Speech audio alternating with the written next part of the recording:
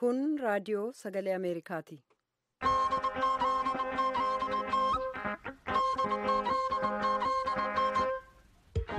Raadiyoon sagalee Ameerikaa wixataa qabee hanga jimaataatti galgala keessaa sa'a 2:00 jalqabee hanga sa'a 3tti meetir baandii 19:25-31 irratti Waashingtan DC irraa kan dabarsu sagantaa afaan Oromoo amma jalqaba.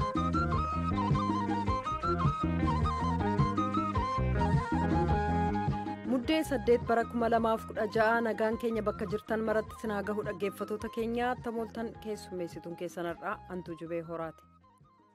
Babarootooleen soora haala keetti oduu har'a sanitti oduu har'a qabnu keessaa Gaanaan pirezidaantii haaraa dhiyootan wal dorgomsiifachaa baate ta'an abbaa mo'ata keessaa filachuu jirti. Abbaa mo'atillee eegachuu jirti. Qophii har'a qabnu keessaa turmataa oduu har'aati. Paartiin Madirak Dr. Mararaa Guddinaa hatattamaan akka hiikaman gaafatee jira. Waa'een lammummaa Itoophiyaa jajjabaachuu qabaa jedhu muummichi ministeeraa Itoophiyaa Hayilamaariyaam Dassaaleeny lamaanuu oduudhaa boodatti deebina. Imaammata alaa Yuunaayitid Isteetsi Afrikaa laalchisee qabdu kan haaraa filataman pirezidaantiin biyyattii jijjiiruu maluu jedhu xiinxaltoonni kanarratti gabaasa addaa dhiyaate gara boodaa dhiyeessina. Hanga xumura sagantaa keenyaatti nu waliin turaa jenna. Guutummaa oduuf sora.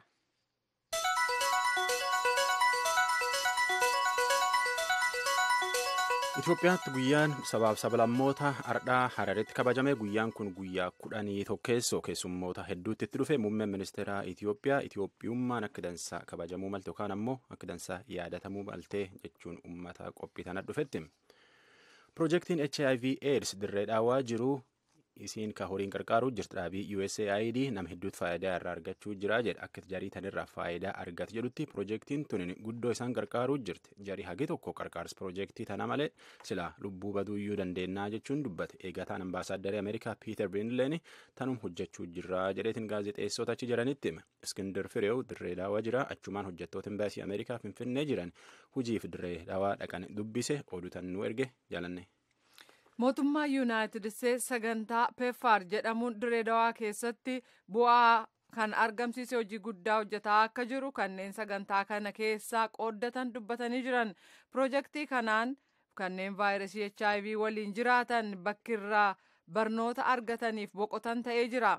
Waggaa 5f doolaara miliyoona 50 kan ramadeef iddoon kun kutaa barnootaa qabaa. Kanneen tajaajila kana argatan keessaa tokko akka jettuutti waggaa 4 dura hojii sagaagalummaa irratti bobbaate akka turte amma garuu ከሱስ ነፃ ሆነናል ከመቃም ከማጨስ ከመጠጣት ማለት ነው።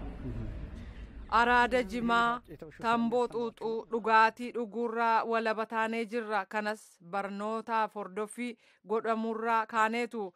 Kana caalaa waan guddaan jiru akka ofiitti nama laaluutu jira iddoo kana. Kanaaf dhala namaaf kabajaa kennuu jetteetti. Finfinnee keessa ka jiraatan sagantaa misooma sadarkaa addunyaa kan Yuunaayitid Isteetsiif USAID waaltaa to'annaa dhukkubaa CDCf sagantaa farra eedsii PEPFAR irraa itti gaafatamtoonni piroojeektii kanaaf kanneen biroo daawwatanii jiru. Jila kana keessaa Itoophiyaatti ambaasaaddara eeggataa kan Yuunaayitid Isteetsi ka ta'an Piiter Biruuman HIV/AIDS weerara hanga ammaatti to'annaa jala hin oolle ta'uu hubachiisanii kanaafis jabinaan irratti hojjechuutti jirraa jedhu. Kanas PEPFARis haa ta'u jaarmiyaan fayyaa addunyaa WHO'n yookiin immoo damee waa'ee AIDS irratti hojjetu kan tokkummaa mootummootaa UNAIDSif kanneen biroo irratti hojjetaa akka jiran hubachiisanii jiru.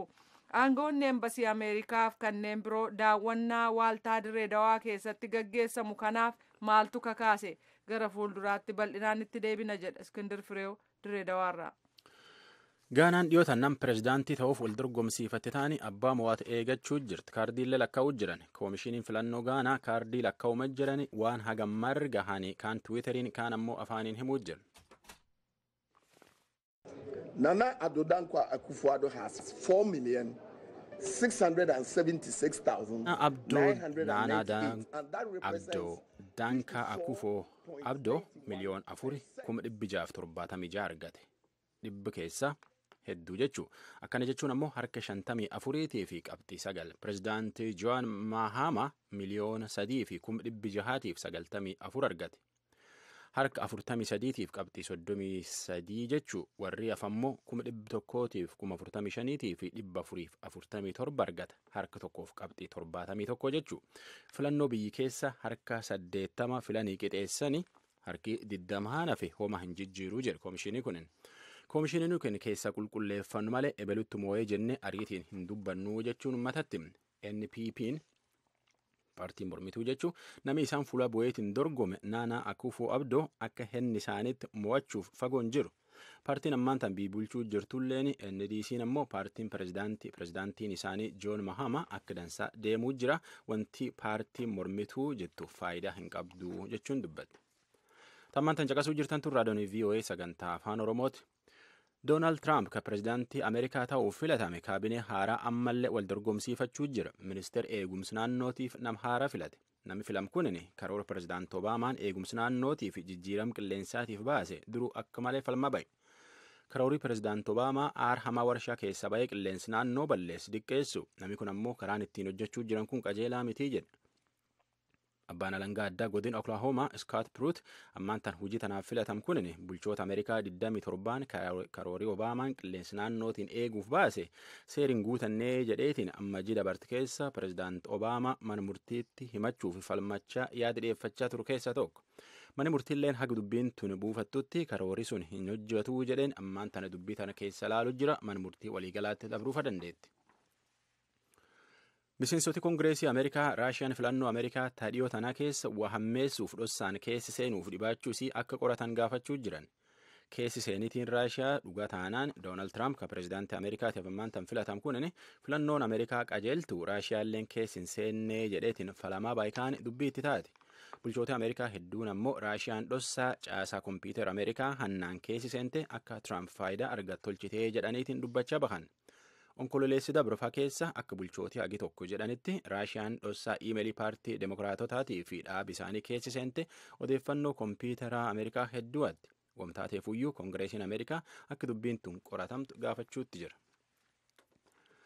Ministeerri Haajaa Alaa Ameerikaa Joon Keerii imaltuuf Hamburg Jarmanii jira. Biyyooti Awurooppaa hagi tokkoo fi addunyaa keessa doorsisi irreen nama bulchuu mumullachuu jira ta'anirraa ufeeguu malanii jechuun korsuun irratti dubbate.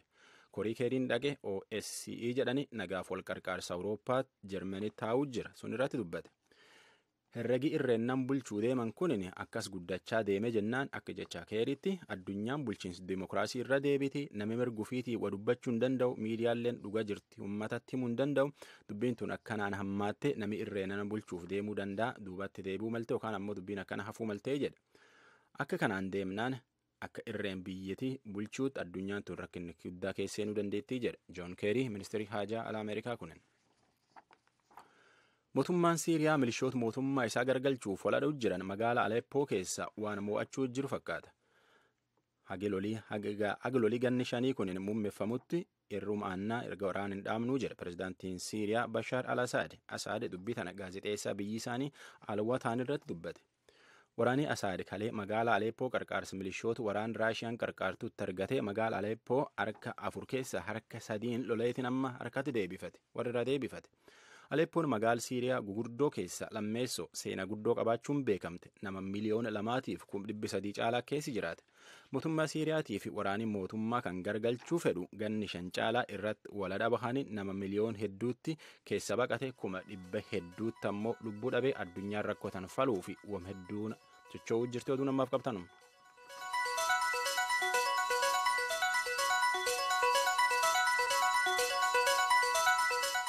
Kan dhaggeeffataa jirtan raadiyoo sagalee Ameerikaa sagantaa afaan Oromooti.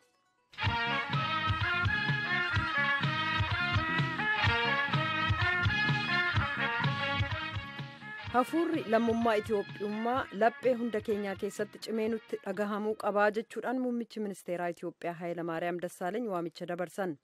Lammiiwwan Itoophiyaa lammummaa ofii isaanii akkuma qaban gamtaan lammummaa cimaa ta'e kan Itoophiyummaa qabu jedhanii jiran Iskandar Fireew dirree dhawaarraa gabaaseera jaallanne. Muummichi ministeeraa Hayilamaariyaam Dassaaleeny kan akka dubbatan ayyaana magaalaa Harar keessatti kabajame kan sabaaf sablammootaaf uummatootaa irratti ture. Ayyaanni kun yeroo 11ffaaf har'a ka kabajame yoo ta'u keessummoonni naannolee biyyattii mararraa afeeraman argamanii jiran. Muummichi ministeeraa dhimmootii irratti qiyyaafatan keessaa tokko lammummaa Itoophiyaa kan jedhu ture. Seenaa Itoophiyaa heddumina isaaf miidhagina biyyattii faarsuudhaan lammiiwwan biyyattii afaanneen hedduu kan eenyummaa isaanii ittiin ibsan qabu jedhan. lammummaan yaada nama hundaa keessa jiraachuu akka qabus akkas jechuun hubachiisan. ኢትዮጵያ የምትገኝበት የአፍሪካ ቀንድም ሆነ በአህጉራችን አፍሪካ kan Itoophiyaan keessatti argamtu gaanfa Afrikaas ta'ee ardii keenya Afrikaa akkasumas immoo hawaasa addunyaa biratti hojii boonsaa ijoolleen ishee hojjetaniin caalaatti dhageettee akka argatan gochuudhaaf waa'een lammummaa Itoophiyaa jabeessuu kun keessa keenya keessatti bu'uurfamuu qaba. Jaalala biyyaa jechuun jaalala uummata ishee jechuu waan ta'eef walii yaaduu, wal kabajuun akkasumas bu'aa argame walii wajjin gargaaramuu irratti kan hundaa'e tokkummaan biyya keenya keessatti caalaatti jajjabaachuu qabas jedhan. Afaanneen bu'uura ka godhate federaalizimiin Itoophiyaa kanneen qeeqan humnootiin siyaasaa tokko tokko kun uummata gidduutti addaddummaa babal'isaa dhufuusaa dubbatu. Lammummaa biyyattii irratti haala dhiibbaa geessisuun ta'uu amanu. Muummichi ministeeraa Hayilamaariyaamiif mootummaan isaanii garuu qeeqa akkasii hin fudhatan. Inumaayyuu erga heerri biyyattii raggaasifame as jechuun waggootii darban 22 keessatti bu'aa gaariin argamuusaa amanu. Hariiroon sirriin ta'in kan uummatoota gidduu jiran seenaa tureerraa kan dhaalaman ta'uu obbo Hayilamaariyaam haasawaa isaanii har'aa kanaan mirkaneessanii jiru. Hariiroo sirriin taane ittiin jedhan kanas sirreessuun kan danda'amu ta'uu dubbataniiru. የኢትዮጵያ ሕዝቦች የራሳቸው ማንነት ያላቸውን ያህል የጋራ የሆነ Uummattoonni Itoophiyaa eenyummaa ofii isaanii akkuma qaban kan waloo ta'e lammummaan Itoophiyaas jabaachuu qaba. Yaada kanaan geggeeffamuun haala addunyaa isa walxaxaa ta'e keessa biyyi keenya injifannoon akka keessa dabartu gochuuf hunda keenyatu itti gaafatamummaa nurra jira. Biyya keenya Itoophiyaa jedhan garaa guutuun jaallanne kabajne diina uummata ishee ka ta'e hiyyummaa haxoofnee baasuuf akkasumas injifannoo haga ammaatti argame abdii ka kennan ta'uu fi boquu keenya ol qabuu ka jalqabne deebinee akka lafan ilaalleef jabaannee hojjechuu qabnaa jedhu obbo Hayilamaariyaam Dassaaleeny. Hojii haaromsaa waggootii darban 15f gaggeeffameen biyyattii keessa guddina dinagdee olaanaa argamaa ka jiru ta'uu muummichi ministeeraa yaadachiisanii uummata Itoophiyaa irratti fedhii akka horatuuf akka jajjabaatu godhee jiraa jedhan. Mootummaan bu'aan akka argamu gochuuf hojii ajaa'ibsiisaa hojjechuusaas dubbataniiru. Faallaa kana aangoo mootummaa qabatan meeshaa jijjiiramaa gochuu mannaa bu'aa jireenya dhuunfaa godhachuuf fedhiin akka jirus dubbataniiru. Ta'us bu'aanii fi injifannoon haga ammaatti argaman babal'isuu itti fufuun barbaachisaadha jedhaniiru. Kan yeroo ammaa Itoophiyaa keessatti hojii irra oolaa jiru labsii yeroo hatattamaa kan ilaaleen garuu hin dubbanne. Ayyaana kanarratti aangawoonni sadarkaa olaanaa ambaasaaddoroonni dippiloomaatotaaf keessummoonni biroon argamanii jiru. Kana malees pireezidaantiin Sudaan kan Jabuutiif kan Soomaaliyaa argamuu isaanii Iskindir Fireew Direedawaarraa gabaaseera.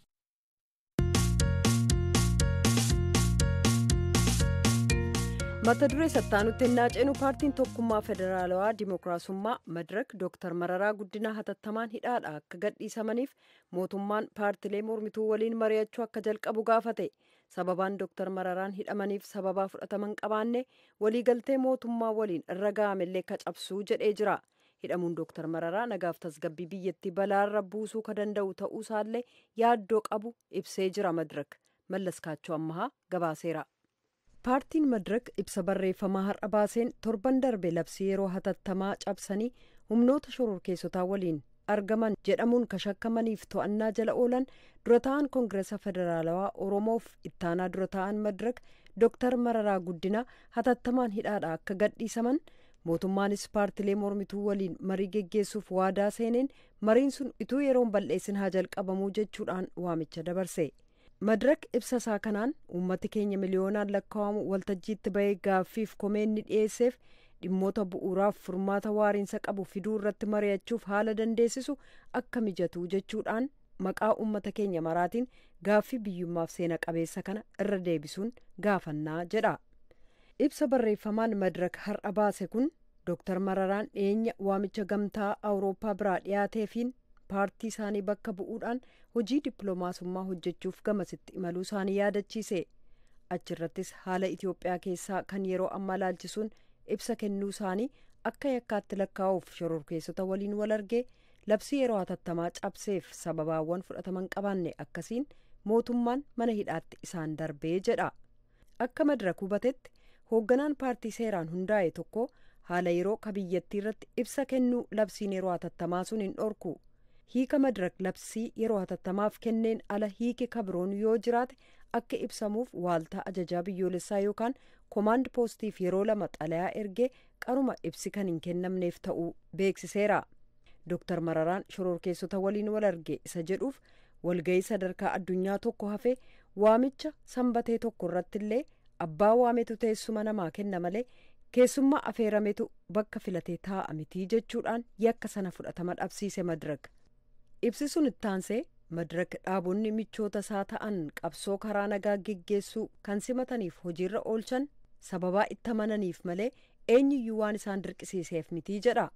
Itti fufuudhaan Madirak Ihaadeg waliin marii geggeessine jedheef waliigalteerra geenye jedhellee tuqee jira. Kunis dhaaba shororkeessotaa waliin hariiroo qabaachuu jechuun waliigaltee walii mallatteessanii murannoo dhaabaa uummachuudha jedha ibsi sun. Kanaaf jedha ibsichi hidhamuun Dr. Mararaa seera labsii yeroo hatattamaaf Madirak paartii biyya bulchu Ihaadeg waliin waliigaltee gamtaan irra ga'een alaa ittiin jedhee jira. Ibsi kun dhumarratti Dr. Mararaan qaama isaa kan ta'e durataa Koongiresa Federaalawaa Oromoo waan ta'aniif jecha seeraan ala hidhamuun isaanii miseensota keenyaaf deeggartoota keenya miliyoonaan lakkaa'aman yaaddessaa waan jiruuf nagaaf tasgabbii biyya keenya rakkoo keessa akka hin buusnee ka jedhu sodaa qabaachuu keenya ibsinaa jedha.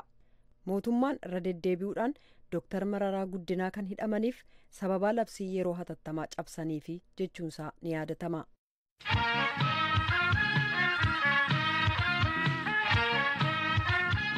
Sa'aatii nama galgala keessaa 2:47 nu biraa immoo waaree booda.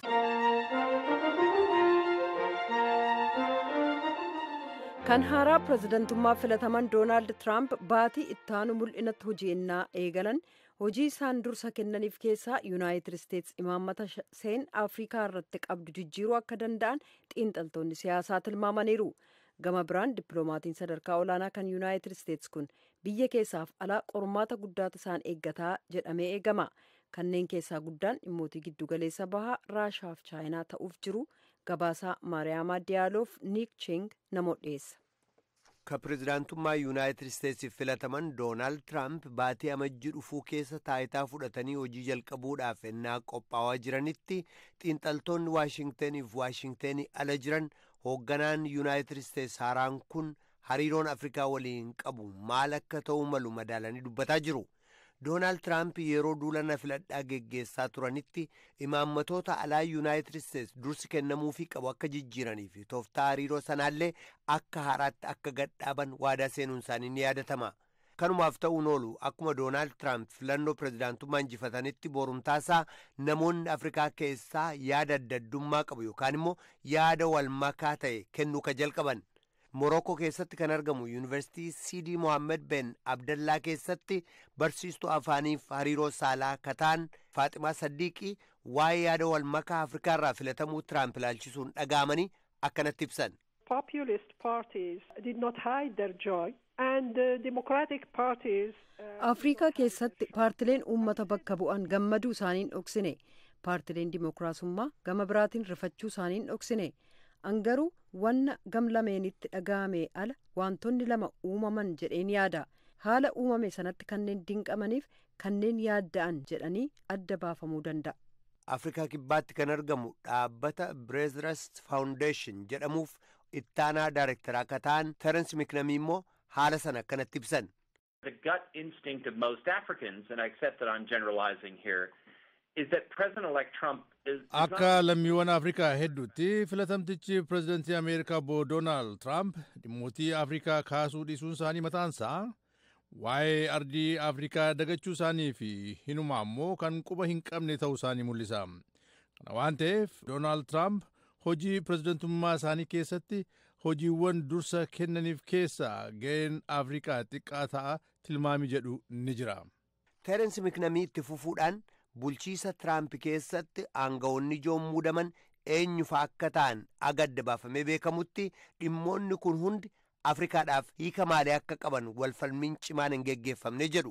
But I think that until the new president's team is finalized, that is, who the Secretary of State will be. Akka natti fakkaatutti kaabineen pirezidantichaa guutee haga dhiyaatutti jechuunis eenyummaan ministirii dantaa alaa haga beekamutti namni USAID'n hoogganu haga addaan baafamutti akkasumas bakka bu'aan ministiira daldalaa haga muudamutti obbo Doonaald yeroo duula na filadhaa sana isa dubbatanii fi yaadawwan laachaa turan irratti hundaa'u malee Afrikaan filannoo biraa hin qabdu. Piroofeesarittiin biyya Morookoo Faaximaa Saaddiqii akka jedhanitti Doonaald Tiraamp innaa duula na filadhaa geggeessaa turanitti haasaa dhageessisaniif yaadawwan kennan tokko tokko Afrikaanota biratti simannaa gaarii hin arganne. His attacks on Muslims is reacted to very negatively here. Musliimota irratti haleellaan jechootaa darbataman Afrikaa keessatti miira mormii uume. Walumaa galatti gurmuuleen ardittii keessa socho'an akka meeshaa ololaatti itti fayyadamu jedhamee yaadama. Lammiiwwan Afrikaa hedduudhaaf waa'een dinagdee ardittii ka fuulduraa yaaddoo guddaa akka ta'ee jiru dubbatan Faaximaa Saddiqii. If Trump's campaign ideas are put into practice, the situation will worsen. Yaadawwan Trump yeroo duula na filadhaa dhiyeessaa turan yoo kan hojiirra oolfamu ta'e keessumaa filatamaan pirezidaantummaa waliigaltee daldalaa ammaan dura mallatteessaman akka haqaniif gargaarsaawwan biyyoota alaatiif kennamu akka dhaaban ka dubbatan sana irra guddaasaa ennaa dhageenye baay'ee nama yaaddessa. Afrikaanota hedduudhaaf dhimmi yaaddoo uume ka biraan immoo filatamaan pirezidaantummaa Yuunaayitid Isteetsi Tiraamp kanneen yeroo pirezidaantummaa Obaamaatti wixinamanii hojiirra oolfaman sagantaaleen akka Paawur Afrikaaf yaalii kanneen hogganoota dargaggoo Afrikaa maddisiisuudhaaf karoorfaman akka cufamuu malan ka yaadamu. Kan as Waashingten jiru Ameerikaa Yuunivarsiitii irraa Piroofeesar Kuwaaku Nuwaamaa garuu wanni akkanaa uumamuu irratti shakkii qaban. Trump is going to have to keep a lot of these policies. It's hard to cut. Obbo Trump imaammatoota kana irra jiraa isaanii eeguu qaban. Imaammati tokko al takka bajeti qabamee fi hojiitti ergii itti seenin booda deebisanii hojichi akka dhaabbatu yookiin addaan citu gochuun hedduu rakkisaadha. Afrikaa laalchisuudhaan waa'ee nageegumsaa, eegumsa fayyaatii fi eegumsi qabiyyee qilleensaa filatamicha pirezidaantii Tiraampiif ajandaalee ijoo akka ta'an Piroofeesar Nuwaamaaf kabroon dabalanii dubbataa jiru. Kun akkanatti utuu jiru gama biraatiin immoo aangawaa ministeera dhimma alaa ta'uudhaaf Tiraampiin namni kaadhimaman biyya keessaaf alatti qormaatawwan jajjaboon akka isaan mudatuuf jirutu dubbatama. Giddugaleessa ba'aa keessatti hookkarrii fi rakkoon dhala namaa ammaachaa deemuun akkasumas Raashiyaaf Chaayinaan olaantummaa mirkaneeffachuudhaaf carraaqii gochaa jiraachuun kanneen akka qormaatawwan ijootti ilaalamani. Paartii Dimokiraatii irraa Ben Kaardiin kana ilaalchisuun ennaa dubbatan pirezidaantii Yuunaayitid Isteetsi haaraan Yuunaayitid Isteetsi addunyaa irratti hoogganummaa ishee qabattee turuu mirkaneessuu akka qaban dubbatu. I think the Secretary of State needs to be global, needs to be concerned about all parts of the world. Akka natti fakkaatutti ministirii dantaa alaa ilaalchi isaanii kutaa addunyaa gam tokkoon qofa otoo hin taane kutaa hunda ta'uu qaba. Biyyoonni rakkoo fi qormaata adda addaa akka qaban hubachuun barbaachisaadha. Ministirichi dantaa yookiin aadaa Ameerikaa eegsisuuf hojjetu irraa eegama. Aadaalee, safuu fi dantaaleen kun immoo kan hunda ta'uu qaban. Kanneen keessaa bulchiisa gaarii, seera farra malaammaltummaa, eegumsa mirga namoomaa fi deeggarsi akka godhamuu fi dhimmi biyyoonni addunyaa hundi fedhanidha. Sun dhimma keenya yookiin dhimma Ameerikaa qofa miti. Namni ministeera dhimma alaa ta'uuf jiran dhimmoota biyya keessaatti illee ilaalcha kennuu qaban ka jedhan immoo John Hopkins University irraa Charles Stevenson. The Secretary of State is always doing something at the direction of the President. Ministerichi dantaa alaa yeroo hunda qajeelfamoota pirezidantii faana bu'eetu kan hojjetu. Kana waan ta'eef akka seeraattis ta'e haala barameen ministeerri haajaa alaa jila yookiin bakka bu'aa pirezidantichaa malee qaama ofiin bakka bu'ee yookiin abbaa taayitaa bilchatee hojjetu miti. Yuunaayitid Isteetsi keessatti yeroo ammaa haaressama maammata alaatu geggeessama jedhamee eegamaa jedhu hayyoonni naannoo. Fakkeenyaaf dhaadannoof sodaachisa Kooriyaa Kaabaarraa darbatamaa jiru laalchisee haalli itti qaban addaa jiraachuu qaba yaada jedhu dhiyeessan. Yuunaayitid Isteetsi keessatti ogeessa waa'ee dantaa biyyoolessaa akka ta'an Harii Kaaziyaanis akkana jedhu. it might be worth exploring some back-channel communications with the DPRK to see sort of kooriyaa kaabaa waliin kallattiidhaan osoo hin taane harka lafa jalaatiin hariiroon gaggeeffamuu yoo jiraate sun gaariidha. Maalitti akka jiran hariiroon isaanii sadarkaa maalirratti akka argamu yookiin immoo maree jalqabsiisuudhaaf haala danda'amu irratti mala dha'uun barbaachisaadha. Sababaan isaas rakkoo sadarkaa addunyaatti mul'atan ilaalchisee keessumaa immoo warra akka masaanuutti si ramadan waliin hojjechuudhaan yaaluun barbaachisaadha. Filatamaan pirezidaantummaa Doonaald Tiraamp kan waadaa galan Ameerikaa dursuuf ta'eyyuu ministeerri dhimma alaa Yuunaayitid Isteets haaraa muudaman itti fufinsa hariiroo alaatiif biyyi isaanii murattuu ta'uu ishee michoota Waashingtaniif mirkaneessuu qaban jedhu xiinxaltoonni siyaasaa.